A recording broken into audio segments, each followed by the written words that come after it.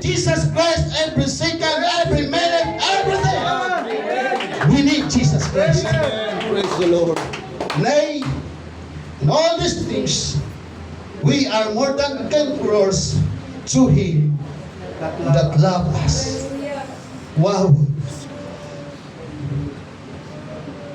Sabihin mo sa iyong katabi, alam mo ba kung bakit nandito ako ngayon?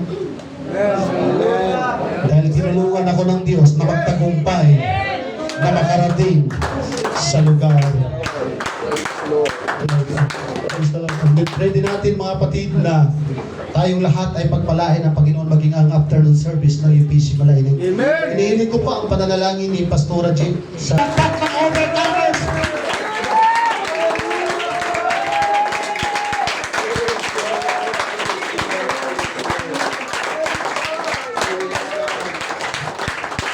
Kumapanggaw ng tatlo bago umupo at sabihin ko sa kanya, hindi ako papayag na mas malakas ka kung magpuri kaysa sa akin. Amen. Praise the Lord. Please be seated. Ito po, mga kapatid. Doon po sa talata na binasa po natin kanina, doon po ipinapakita na hindi lang tayo basta nananalo sa spiritual na labanan, kundi we are more than. Amen. Ibig sabihin, hindi ka lang basta-basta, hindi lang po tayo basta-basta na winner. But we are more than a winner. Yes. We are more than victorious. And we are more than conquerors. Amen. Ibig sabihin, kahit maraming pagsubok at paghihirap, lalo na sa mga darating na araw, kahit marami tayong mga mabibigat na laban sa buhay, amen, hindi tayo matatalo dahil may kasama tayong Panginoong Jesucristo sa ating pong mga buhay. Amen.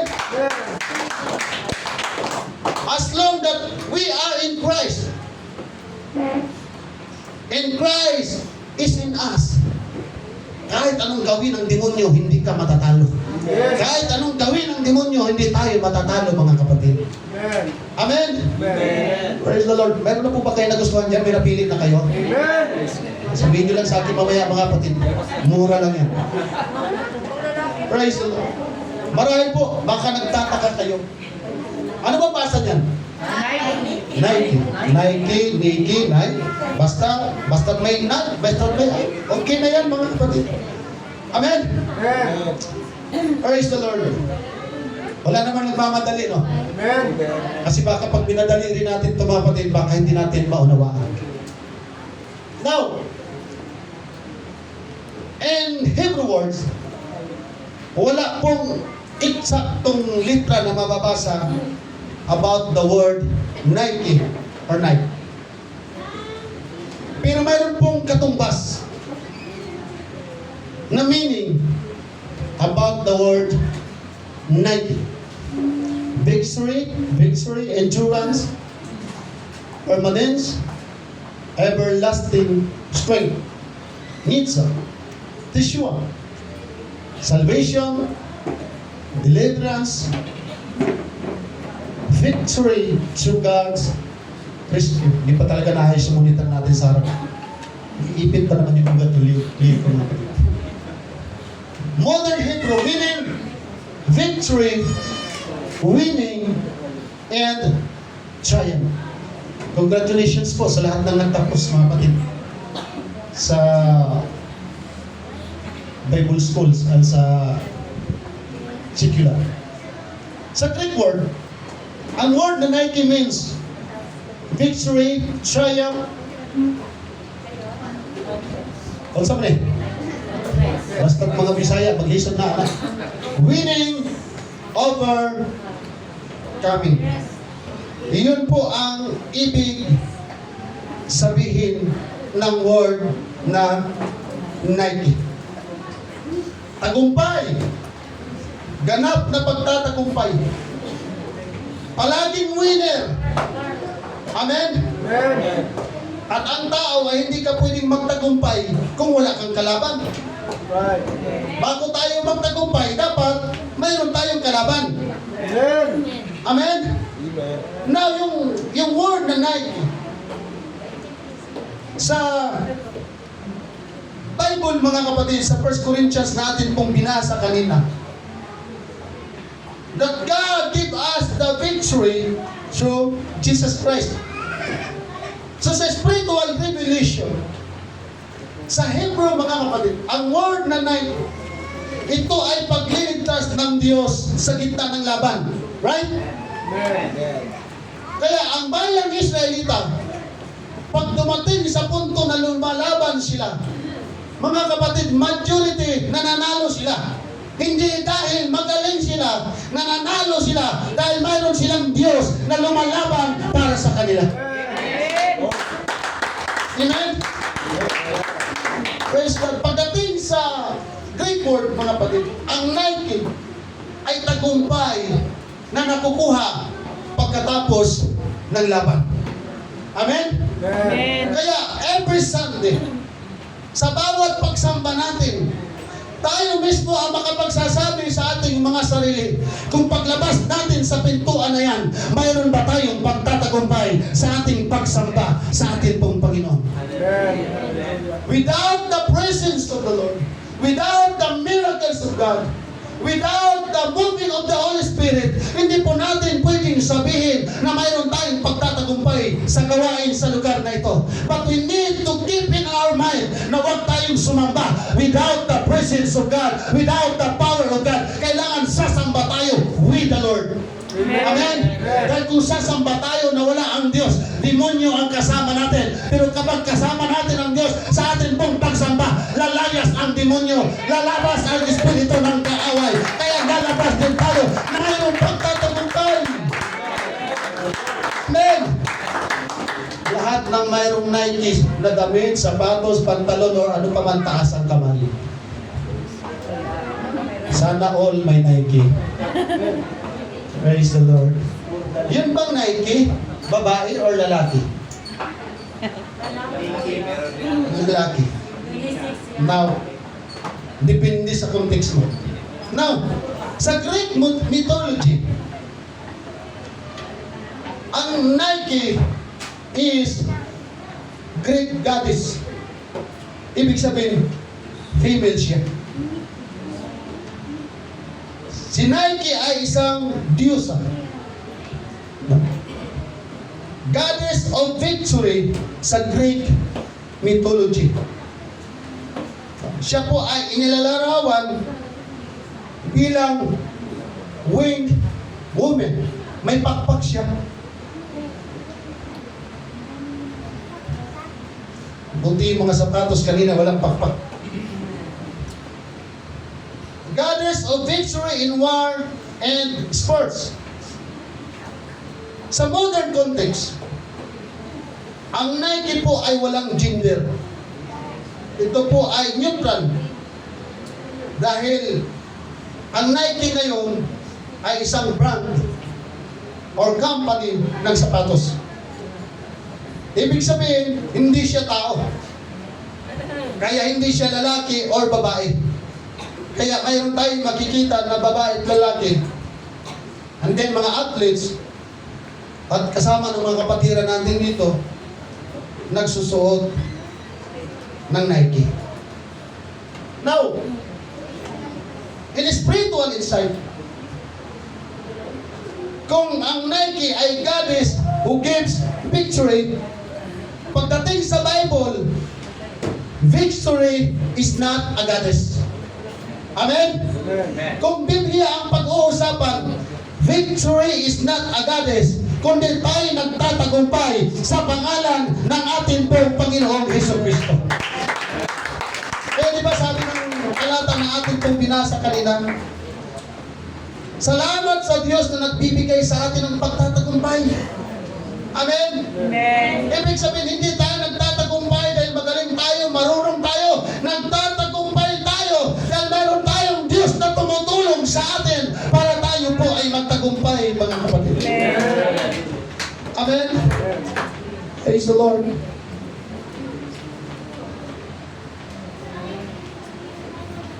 Ayan po yung pinaka-main title.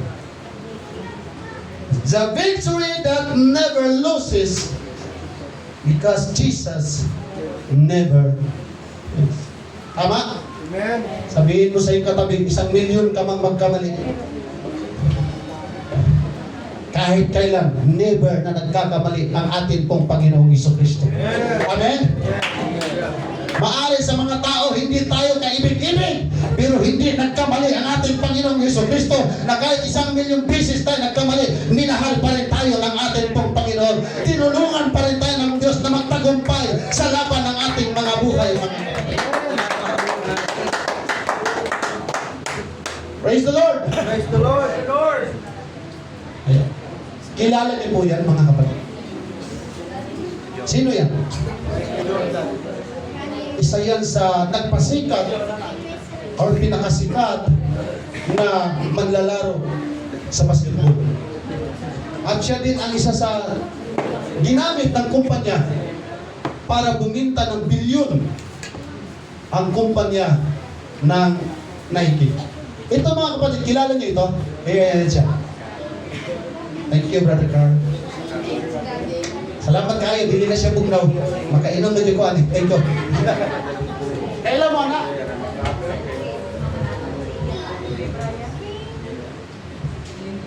Ayan po ang pangalan niya. Yan. May idea po kayo mga kapatid kung magkano yung magkano ang presyo ng Nike na hawak niya? Magkano? 14,000. Sino pa dyan? 1,500? Now, mga kapatid, humawak po kayo sa inyong upuan na bakali pa rin po kayo sa presyo nito. Dahil bawat isang sapatos na hawak ni Kanye West, isang rapper, ay nagkakahalaga ng $1.8 million. Dollars. Isang sapatos, isang pares, 1.8 million. Eh kung sa pira sa Pilipinas yan, magkano yan? O lalo na ngayon, mataas yung dollar. 60 million. Ha? 60 million na yun. I'm almost 7 now. Baka mayroon po kayo calculator.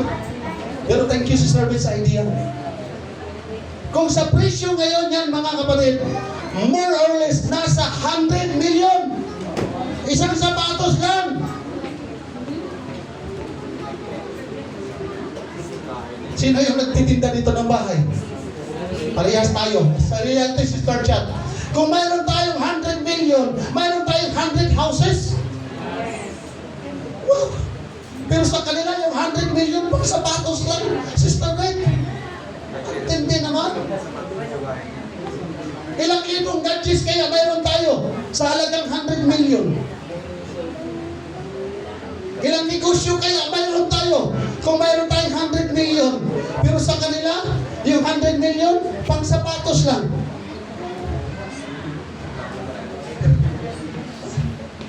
Ang Nike mga kapatid, bakit marami siyang sumusuot sa kanya? Bakit in demand siya? Bakit maraming bumibili sa kanya? Dahil ang Nike ay simbolo ng tagumpay o pagtatagumpay. Amen? Kaya pag nakakasuot, magkakita po tayo ng tao na nagsusuot ng Nike. Kung alam nila ang history ng Nike, mga kapatid, parang sinasabi nila na kapag suot po nila ang Nike, ay mayroon po silang pagtatagumpay. Hello? May mga Kristiyano na may mga Nike, mga kapatid. Amen? Pero hindi dapat Nike lang ang isuot natin sa atin pong mga buhay. Bakit? Maraming mga taong mayroong Nike. Maraming mga taong buhibili ng napakamahal na Nike. Pero walang Kristo sa kanilang buhay. Kahit gaano karami ang ating Nike, kahit gaano kamahal ang ating Nike, pag wala tayong Kristo sa buhay, ay wala po tayong pagtatagumpay. Jesus Christ is the best. Kaya kung mayroong mga taong bumibili ng 1.8 million para sa sapatos, hindi sila nanghihinayang. Dapat yung mga totoong Kristiyano, hindi rin nanghihinayang. Dahil mas mahal pa sa sapatos ang ating Panginoong Jesucristo. Pwede bang palakpakan natin ang 1.8 million Panginoon. Amen.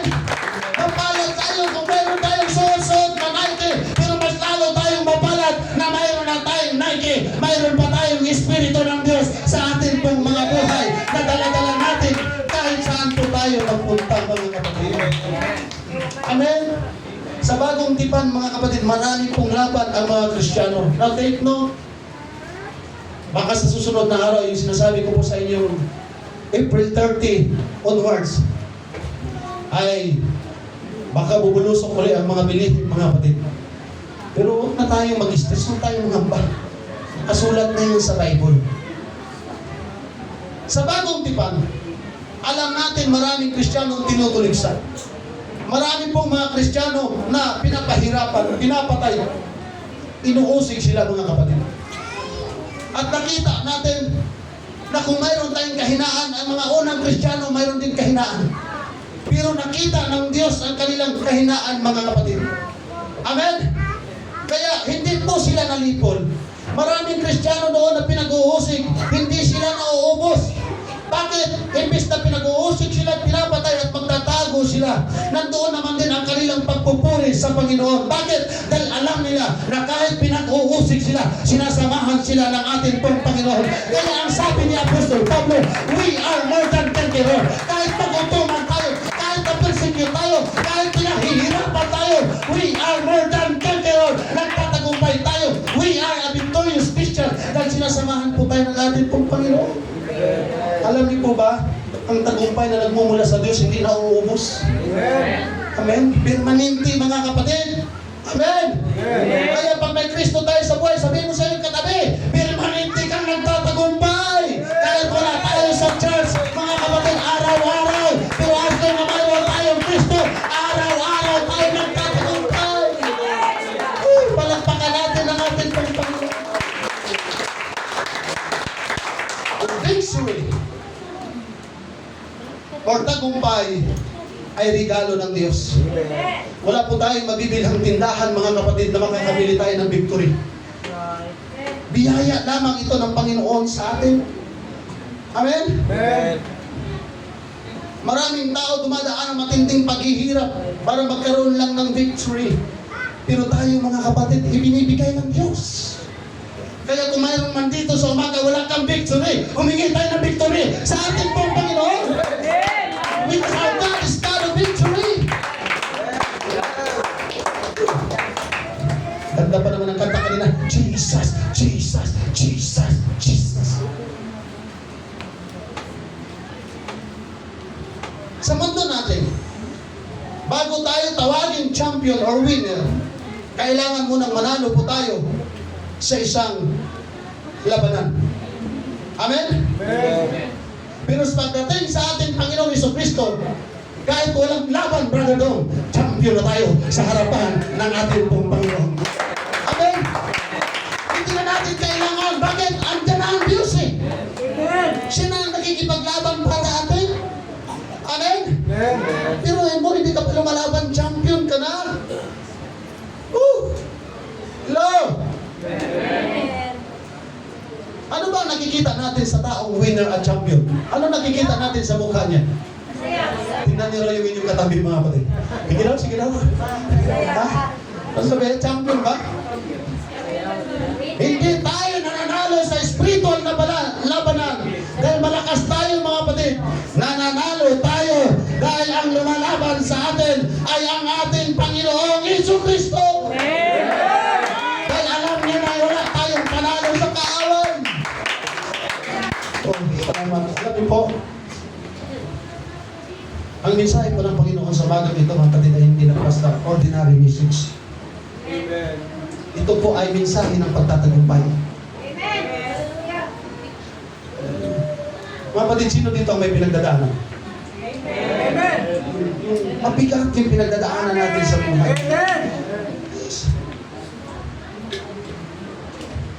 Sino dito ang parang araw-araw natatalo tayo?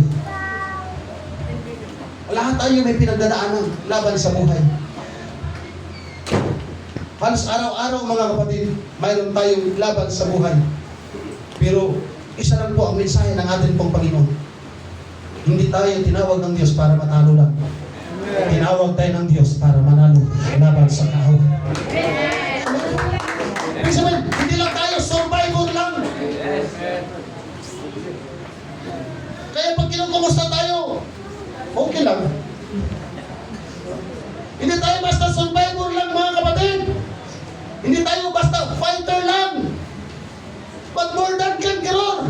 Kaya every time na mayroon nangungumusta natin, salamat sa pangalan ng ating Panginoon. Patuloy tayo still fight and tigil because we are more than conqueror.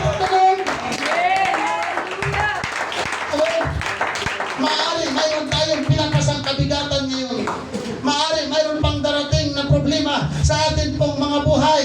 Pero walang sinumang makakapigil sa atin at makakahadlang sa atin para hindi magtagumpay sa laban ng buhay. Amen? Kahit sugatan, tagumpay. Kahit nadapa, bangon dahil mayroong tagumpay. Hallelujah! Si David, hindi po siya mananalo sa lahat ng laban niya sa buhay kung wala ang Diyos. Dahil hindi po trainin, hindi po well-trained si David sa pagkikipag-away mula ng kanyang kabataan. Well-trained siya sa pag-aalaga ng mga tupa. Kaya yung first encounter niya kay Giant, pinagtatawanan siya dahil wala naman talaga siyang panalo. Pero anong pinakita ng Diyos sa buhay ni David?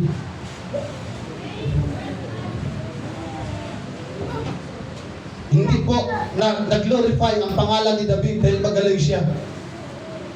Kundi sa bawat laban ni David, ang naluluwalhati ay ang Diyos. Ilang hari ang natalo sa panahon ni Haring David. Kaya nga hindi pinahintulot ng Diyos na siya ang gumawa ng temple na ginawa ni King Solomon dahil yung kanyang kamay ay tagtad ng dugo sa pakikipaglaban. Pero hindi siya magaling makipaglaban. Kaya nga ang sabi ng Bible, kay Haring Saul ay daan-daan ang napapatay. Pero pagdating kay David, thousands. Amen? Ganon siya kagaling pakikipaglaban dahil kasama niya ang Diyos. Pero kung wala ang Diyos, mga kapatid, hindi magtatagumpay si David. Amen? Si Joshua, mga kapatid, alam natin ang kanilang mga kwento, paulit-ulit na lang natin napapakinggan. Iba ang utos ng Panginoon sa kanila. Hallelujah. Iba yung strategy. Pinaikot lang sila ng ating pong Panginoon sa wall of Jericho. Pero anong nangyari? Bumagsak ang wall of Jericho. Bakit? Dahil nagtiwala sila sa Diyos. Kaya lahat ng dirito ngayon, kung mayroon kang problema, magtiwala ka sa Panginoon, tumawag ka sa Panginoon, sumunod tayo sa Panginoon, itaas natin ang ating pananampalataya sa Panginoon. Pag hindi kayang pamagsakin, problema pa kaya ang hindi kayang pamagsakin ang ating Panginoon? Amen. Obedience is our key for the victory. Salamat sa atin pong Panginoon. Si Apostol Pablo, si Silas, lagi natin napapakinggan, binubugbog, nabugbog, kinulong, ginapos, ginadina. Pero anong ginawa ng dalawang ito? Imbis na magreklamo, nanalangin sila sa atin pong Panginoon. Imbis na magreklamo, umawit, tuloy sila sa atin pong Panginoon. At anong ginawa ng ating dakilang Diyos? Nakalabas sila sa kulungan, mga kapatid. Amen. Hindi nila hinintay na ang breakthrough bago magpuri. Hindi nila hinantay na maghimala muna ang Panginoon bago sila magpuri. Hindi nila hinantay na makalag yung mga kadina sa kanilang kamay bago sila magpuri. Kahit nakagapos sila, nagpuri sila sa atin pong Panginoon at sa kanilang ginawa, mga kapatid, yung mga kadina nagkalagan sa kanilang kamay. Ang breakthrough ay wala sa paghihintay. Ang breakthrough ay yung nagpupuri tayo at sumamba sa atin pong Panginoon. Amen. Hindi tayo tinawag ng Diyos para makagapos lang sa problema. Minsan tayo lang ang nagpahintulog para tayo magapos, mga kapatid. But in the name of Jesus Christ of Nazareth, anumang bagay ang nakatali sa atin sa pangalan ni Jesus, huwag natin hintayin, mga kapatid, na makakalag muna tayo bago magpuri. Magpuri tayo sa atin po, Panginoon.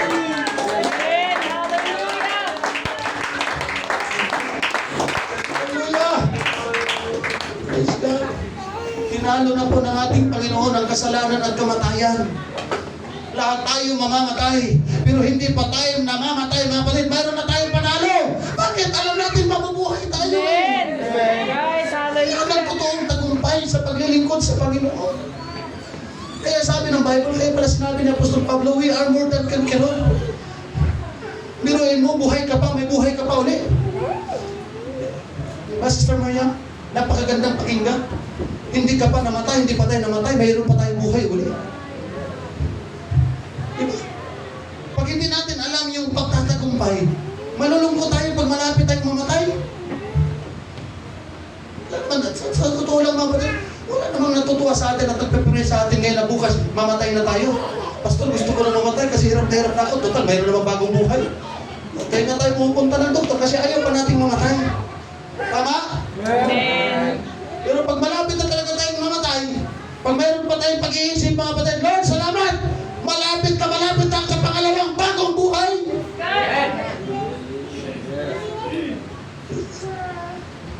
Sino ba dito ang nakakapanood ng boxing? Bira lang po tayo makakapanood ng boxing na isang suntok lang, tapos na.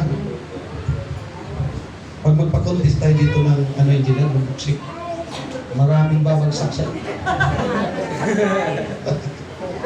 Yes, pero marami din patatamaan sa iyo eh.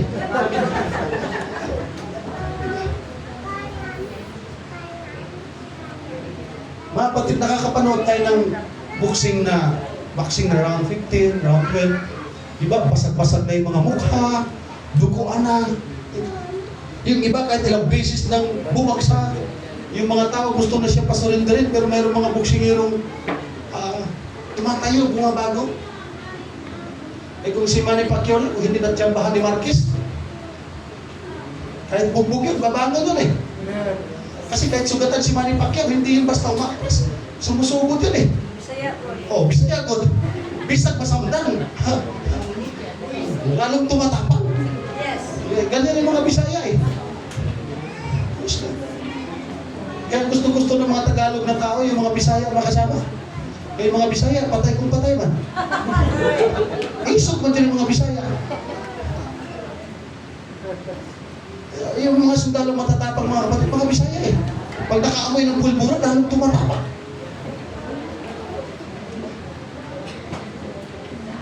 Hindi ka pwedeng mag-champion sa isang, wala kasing boksingirong dalawa nag-champion eh. Isa lang talaga.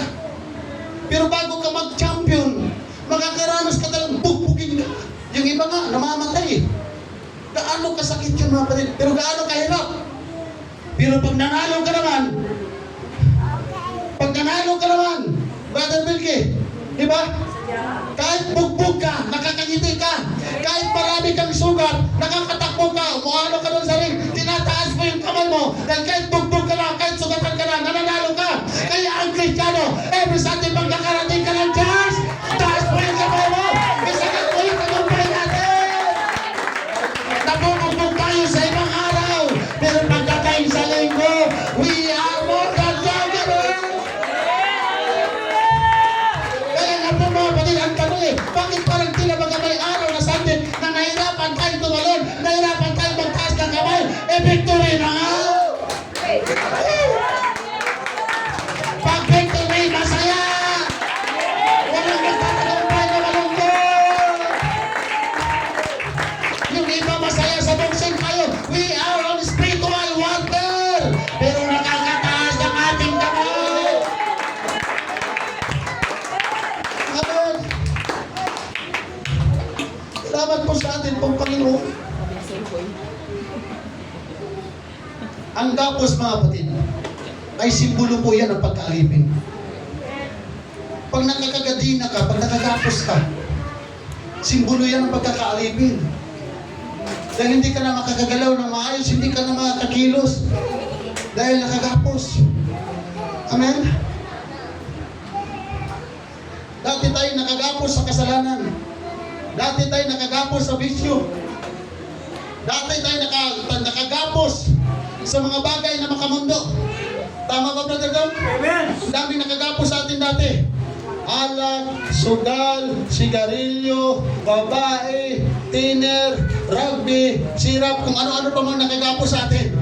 Every Sunday, hindi tayo nakikita sa simbahan dahil ayaw natin ng simbahan. Pero ngayon, kinalaga na tayong lahat, mga kapatid. Kaya pagdating sa simbahan, salamat! Nakalayan na! Nakagalan ka tayo sa problema! Hallelujah! Pag ang sasakyan po natin, mayroong GPS. Pag nagkamali tayo ng pasok ng iskinita, nagsasalita. Recalculating. Ang sa batay sunod, basta. Recalculating the road. Oh. Pag lumiko ka sa kanan, make a U-turn. Yan ang trabaho ng GPS. As long na hindi ka sumusunod sa kanya, wala siyang tigil ka dadaldal. Tama? Tayo minsan, kahit tayo nagkaligaw-ligaw, minsan hindi tayo sumusunod sa GPS. Hindi, alam ko itong daan na to kasi shortcut to eh. Nakikipagtalo tayo sa GPS. Minsan nga mga patid, pinapatay ko yung GPS eh. Saan na GPS sa sasakyan natin, Pastora, mali-mali man. Kaya ang dami kong GPS, bukod sa sasakyan, pati Pastora, GPS ko yan. Pastor, wala ka sa akin, kaya dito na ako tumanda sa Cavite. Kaya nagsasalita yung GPS para dalhin tayo sa tamang daan. Tama? Para makakarating tayo sa tamang destinasyon. Kaya ang salita ng Diyos laging nagsasalita sa atin. Amen?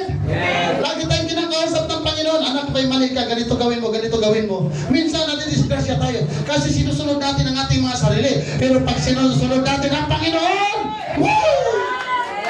Di tayo naliligaw, mga kapatid. Lahat dito na mahilig mag-selfie na katulad ko, pakitaas ang kamay. Ang hilig ko dati mag-selfie, mga kapatid. Oh. Praise God, nung unang-unang makahawak ako ng camera sa cellphone. Kaso nga lang, yung cellphone na nabibili ko, may galit yata sa akin. Kasi pag nag-selfie po ako, Sister Sonny, imbis gwapo, ano mang pumangit?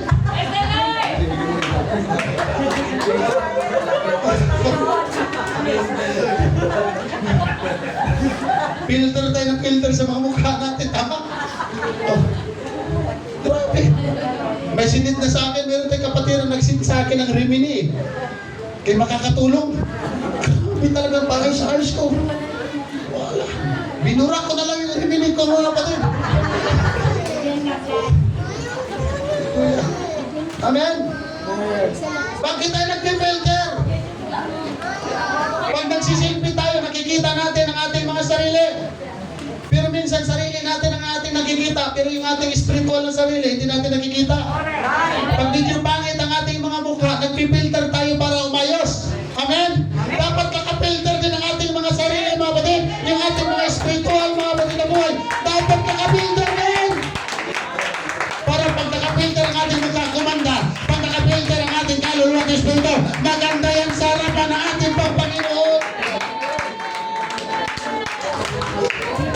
Sino po dito ang nagcha-charge ng cellphone araw-araw katulad ko? Amen. Bakit tayo nagcha-charge ng cellphone, mga kapatid? Baka may power. Kasi nalulubat yung cellphone natin. Tama po ba? Amen. Yes, God. Takot tayo na ma-empty yung cellphone natin. Kailangan lagi naka-charge. Laging naka-full. Naka-full charge. Kaya araw-araw natin tina-charge. Pero nakakalimutan natin na yung ating mga kaluluwa, lubat na lubat na. Amen. Hindi na nakaka-charge sa Espiritu ng ating Panginoon. Kaya minsan, pag konting problema, maraming Kristiyano, shutdown na. Amen. Maigi pa yung battery, maigi pa yung cellphone, naalala yung charge araw-araw. Kailangan mga kapatid, pag wala tayo sa charge, huwag natin kalimutan, araw-araw, dapat nakaka-recharge or naka-charge ang ating kaluluwa at Espiritu sa Panginoon. Amen. Para hindi tayo ma-shutdown, para pagdating ng Sunday, ang lakas natin magpuri, dahil pa-charge tayo. Palagpakan natin ang ating dagilang. Hallelujah. Hallelujah. Mga kapatid, tumatawa tayo ngayon, nag-i-enjoy tayo sa presensya ng Panginoon. Nawa mamaya, may pagbabago na po na makikita sa atin. Amen? Amen. Dahil yung totoong victory ay hindi lamang natin pinapakinggan, kundi isinasabuhay natin ang kalooban ng ating pong Panginoon. Amen? Sabi ng kaaway, talo na tayo. Ha? Kung demonyo ang tatanungin, talo na tayo. Pero pag si Jesus Christ ang ating tatanungin, hindi pa tapos ang laban. Amen. Hindi pa tapos ang laban. Praise God. Di tayo, sabi nila, para si Fernando po Jr. sir. Minsan tayo mga Kristiyano, sanay tayong nabubugbog tayo. Praise God. Pero pag tayo nakarecover na, tuwang-tuwa ang kaaway pag nasasaktan tayo, pero pag tayo nakarecover na, mga kapatid, Amen? Alam niyo po, meron po akong isi-share sa inyo ng kunti. Nakasaysayan. Pasensya na po kung magamit ko ang aking sarili. Tayong lahat, lalo-lalo na po ako na nakatayo sa inyong mga kapatid, hindi po ako perfectong tao. Kaya po ako nandito dahil pinatutunayan ko po sa inyo na yung Diyos na tumawag sa akin, totoo. Dahil hindi po Pentecostal ang tumawag sa akin. Hindi po religious organization ang tumawag sa akin. Pinagmamalaki ko po sa inyo yung Diyos na tumawag sa akin. Madalas kalamihan 100%, 50%, 80%, 90%. Pero kung mayroong 1,000%, 1,000% ko pong pinagmamalaki sa inyo na totoo yung Diyos na tumawag sa akin, mga kapatid. Dumating sa punto ng buhay ko na, lalo na nung hindi ako naglingkod sa Panginoon, na araw-araw, pakiramdam ko talo ako. Araw-araw wala akong panalo. Wala akong makitang magandang trabaho dahil wala akong magandang educational background.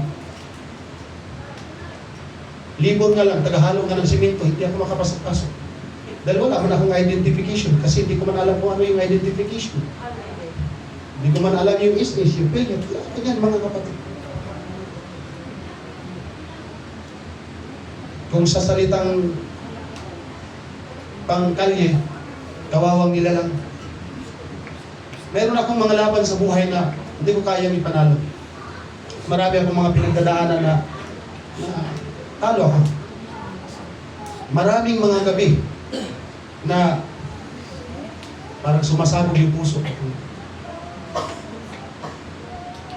Nahihirapan ako. Napapansin ng iba. Nakakangita ko sa kanila. Dahil pag king ko yung kasama ko, king ko rin ako. Pag palakwento yung kasama ko, palakwento din ako. Pag palabiro yung kasama ko, palabiro din ako. Pag seryoso yung kasama ko, seryoso din ako. Pag hindi nagsasalita yung kasama ko, hindi rin ako nagsasalita. May mga tayo na nakikita ko ng mga kapatid ko, ng mga kamag-anak ko na nakangiti. Pero hindi nila alam, wasak na wasak. Durog na durog yung puso ko. At akala ko noon, kaya akong makarikuta. Kaya akong makasurvive. Pero kaya po nauwi ako sa iba't ibang bisyo. Kaya po bumagsak ako sa pagbabataan. Kaya po nalulong ako sa hindi magandang karanasan sa buhay. Dahil pinilit kong kayanin yung mga bagay na hindi ko pala kaya. Hindi pa ako marunong tumanggap ng advice dati, mga kapatid. Wala ko akong mali, puro ako tama. Kaya ang dami kong tama.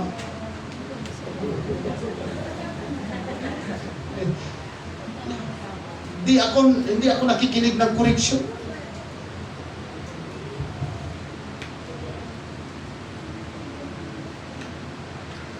Hindi ko kaya. Hindi ko kaya. Hanggang dumating ng isang araw na nahabag sa akin ang Panginoon. Hindi ako lumapit sa Kanya. Hindi ako tumawag sa Kanya. Never pa akong humingi ng saklolo sa Panginoon. Pero nung makita niya mga kapatid na hindi ko na kaya, hirap na ako, lalo na yung nasa evacuation center kami. Ang Diyos na ang lumapit sa akin. At napakabigat na aking pinagdadaanan. Dahil kailangan iwan ko sila si Mama, si Sister Judeline ng 2 taon sa evacuation center.